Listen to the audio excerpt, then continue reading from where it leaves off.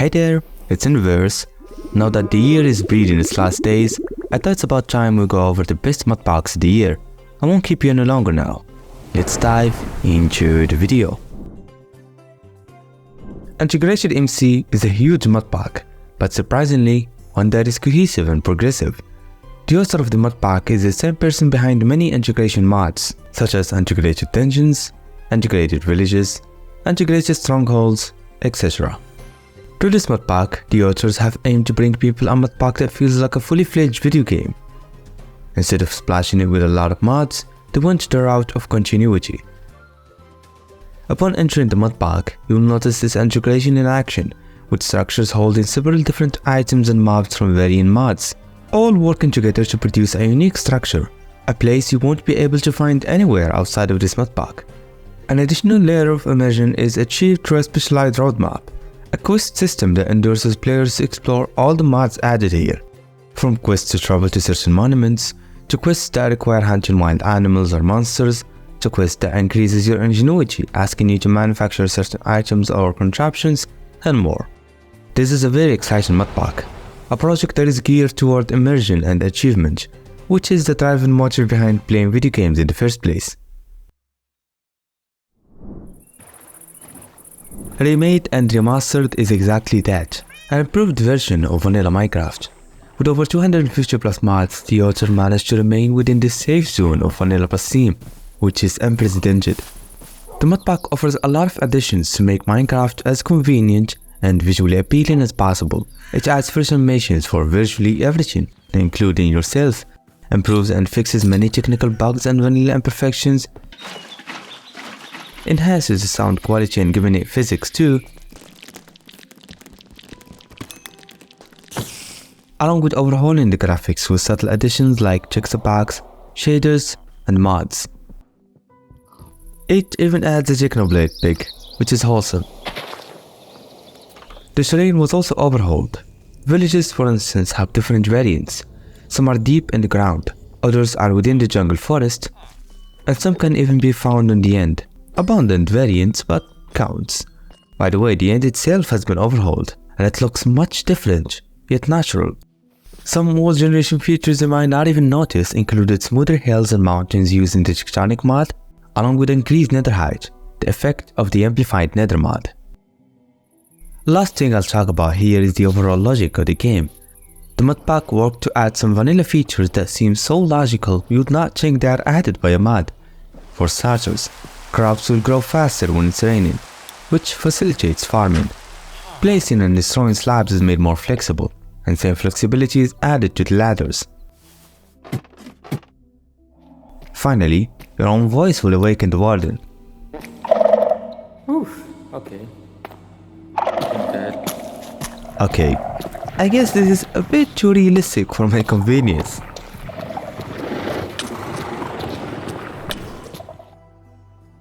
Next up we have Vanilla Perfected, an incredibly optimized ModPack on the list, and thus we were able to use shaders on crazy frame rates. Another thing to mention about Vanilla Perfected is the mods variety, with them having different textures and features based on the biome. Demon Joe also listed some textures you could use to further push the diversity of the ModPack. Visuals have been overhauled. Apart from shaders, many small aesthetic mods have been added, in addition to a variety of resource packs that pursue similar goal, which is improve and sometimes even fix the vanilla visuals.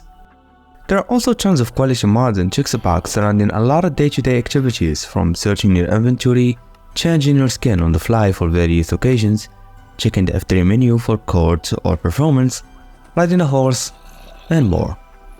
In terms of the world generation, you'd be surprised that there is one mod. Yes, only one. But not just any terrain generation mod, it is the Dungeons and Taverns mod. Here, the structures in of themselves are a unique adventure to pursue, with maps and new enchantments looted from the dungeons here, to the buildings themselves, being giant monuments scattered across all biomes and dimensions, along with featuring a neat design too. The author here also included the replay mod, so thank you man, I didn't have to do it manually like I did with all of these ModPacks on the list. This is one of the simplest, most minimalistic ModPack I've ever tried, It serves as a platform, more or less like a starter pack for any new player, and Demon Joe is a terrific Minecraft YouTuber. I'd recommend checking out his channel as well. I'll leave a link to it in the description.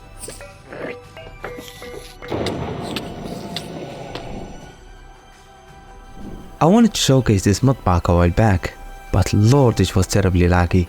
Even with my high-end gear, I couldn't even get a stable 30 FPS with shaders, let alone make a showcase out of it. But as of recent updates, the performance has improved immensely. Latency issues are expected though, but after a minute or so of looting up the world, you'll be good to go. The mod pack follows no specific rules or themes. The main idea of it is to simulate the version of Minecraft Daniel has always dreamt of. Daniel being the author of the mod pack, of course. One of the most prominent parts of this mod pack is the realism of the game. On one hand, we have the aging process. Natural blocks, and even those you'll use to build your house with, will alter textures over time. They start to develop moss. Some of them will rust, and if you are an Arctic lad, icicles will form beneath your stairs. Now, on the other hand, we have the expansion of wildlife. Many mods have been included to simulate real-life creatures, all of which will settle in specific biomes and may offer useful functionalities should you interact or kill the animals. Another prominent part of this mod pack has to do with automation and technology. The author installed about every add-on for the Create mod, in addition to the Eureka ships and the Valkyrian skies.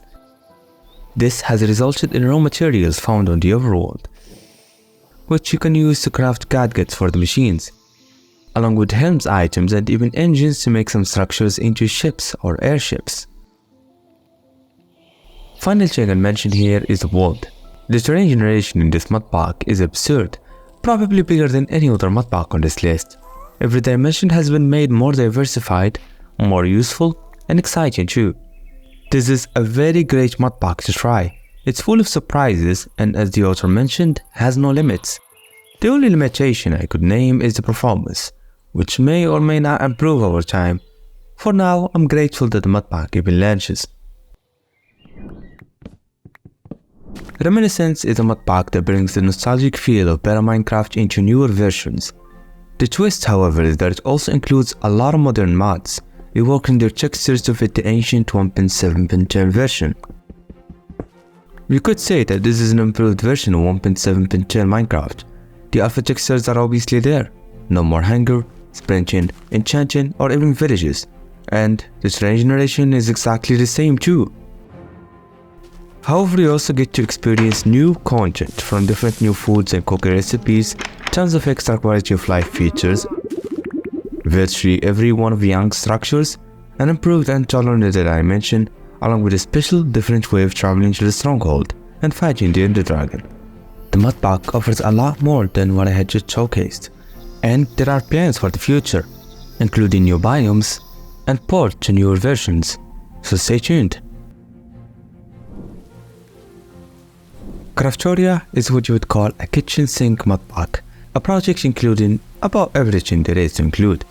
Now don't be hasty with your judgment. Since the mod pack has no specific direction, this also means that you are the captain of your ship.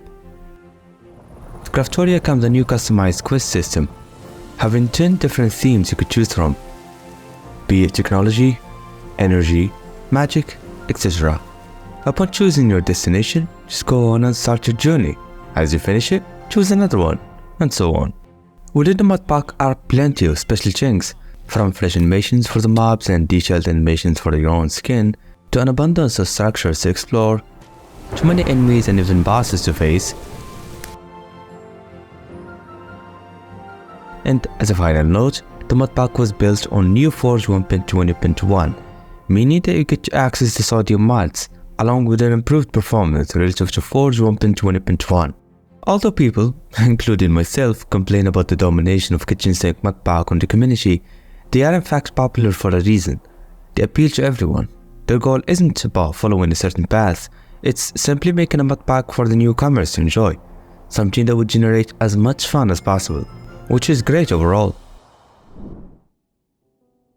RLcraft Dregora is a remastered edition of the amazing and the most popular pack of all time, RLcraft. The mod pack has kept the blueprint of the original RLcraft, keeping difficulty maximized, making survival a 50-50 odd. At best, actually. The ModPack, however, excelled in terms of the world generation, adding over 300 biomes, with many structures and entire cities to discover. As mentioned before, the difficulty here is unforgiving. Throughout your journey, you'll have to fight off many predators, from normal hostile mobs to fully fledged bosses. This remastered edition is very immersive and so engaging, having a skill system that can be maximized through skill XP points, recipes that can be unlocked, in addition to some challenges you could try. RLcraft Dregora has revived once dominant ModPack and made it even better, and most importantly, harder. DB's Farmtopia is a very special ModPack focused on one theme, which is farming.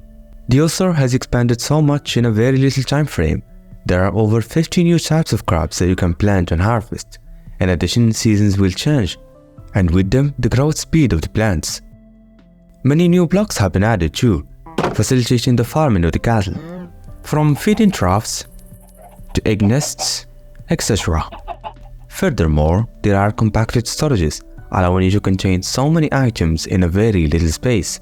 And finally, many different recipes have been added, making use of the 50+ crops we'll be planting. This ModPack is quite enjoyable. It makes you check on the personality of a farmer, and may also be great for improving one's attention span and creativity, with your focus being placed on one thing only, which is farming. Shattered Ring 2.0 is a modernized version of one of Asian House Squad's ModPacks, that being the Elder Ring pack. This new update was massive and made to simulate the latest DLC you said game. For starters, Optifine was eradicated, replaced by Oculus and Embedium. As a result, mods such as Distant Horizons were added, making significant change to the game's visual, allowing a lot of details to be rendered in the distance. In addition, Asian House Squad also used the Nitro connector to use the Continuity mod in Forge, allowing for the usage of the Conquest pack. Of course, this update didn't stop at the performance. Many new enemies and bosses have been added, mostly inspired by the Elder Ring's monsters. The ModPack also featured extensive structures. These buildings are usually the housing dungeons of said bosses and enemies, so they're good for exploration and combat alike. Many more small features have been added to increase the ModPack's accuracy to the original game. Things like a large arsenal of detailed armors and weapons, dozens of magical spells to cast, passable leaves for more convenience, improved sounds, and more. Overall, this new update is definitely a step forward, although in terms of the FPS, I did notice a significant dip in my frame rates relative to the older releases of the ModPack, so that's that.